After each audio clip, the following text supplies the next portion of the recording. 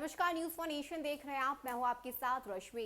देश के प्रधानमंत्री नरेंद्र मोदी ने भले ही 3 कृषि कानून को वापस लेने का ऐलान किया हो, लेकिन अब बारी है इस कानून को रद्द करने की। क्योंकि अगर हम किसान संगठन की बात करें तो उनकी तरफ से पहले से ही ये ऐलान कर दिया गया था कि जब तक संसद से इस 3 कृषि कानून को रद्द नहीं किया जाता तब तक उनकी तरफ से किया जा रहा आंदोलन खत्म नहीं होगा, क्योंकि उन्हें पीएम मोदी के बातों पर भरोसा ही नहीं है। और यही वजह है कि राकेश टिकैत ने यह साफ तौर से कह दिया था कि उनकी तरफ से जो आंदोलन किए जा रहे हैं वो इसी तरह से जारी रहेंगे और जब तक संसद से ये 3 कृषि कानून रद्द नहीं किया जाता तब तक वो आंदोलन से उठने वाले नहीं है। ऐसे में आज से संसद में सत्र की शुरुआत हो रही है और कयास ये है कि आज सबसे पहले इस 3 कृषि कानून को ही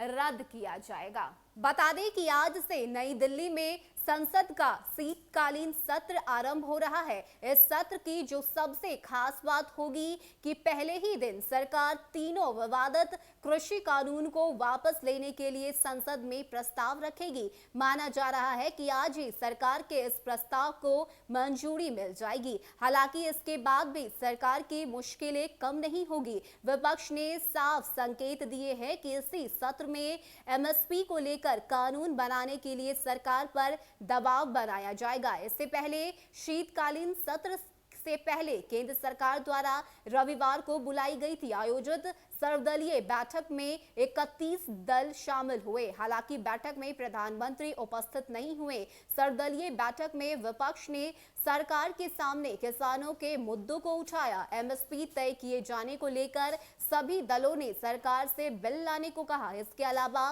विपक्ष ने सर्वदलीय बैठक में पेगासस जासूसी कांड, महंगाई, किसानों, बेरोजगारी, लद्दाख में चीन के अतिक्रमण सहित कुछ अन्य मुद्दों को उठाया और चर्चा करने की मांग की। विपक्ष ने सरकार को यह आश्वासन भी दिया है कि वे रचनात्मक मुद्दों पर सरकार को अपना समर्थन देंगे। वे अनावश्यक सत्र को बाधित नहीं करेंगे। बैठक के बाद राज्यसभा में विपक्ष के नेता मल्लिकार्जुन खड़गे ने कहा कि सर्वदलीय बैठक में 50 से 20 महत्वपूर्ण मुद्दों पर चर्चा हुई। गौरतलब है कि संसद का शीतकालीन सत्र 29 नवंबर से शुरू हो रहा है और यह अगले महीने 23 दिसंबर तक चलेगा। सोमवार के लिए सरकार ने कृषि बिल को रद्द करने के लिए विधेयक को सूचीबद्ध किया है। इसके अलावा क्रिप्टो करेंसी सहित कुल 26 विधेयक को इस सत्र में पेश किया जाएगा। तो तमाम तरह की तैयारी जहां एक तरफ विपक्ष की तरफ से की गई है तो वहीं दूसरी तरफ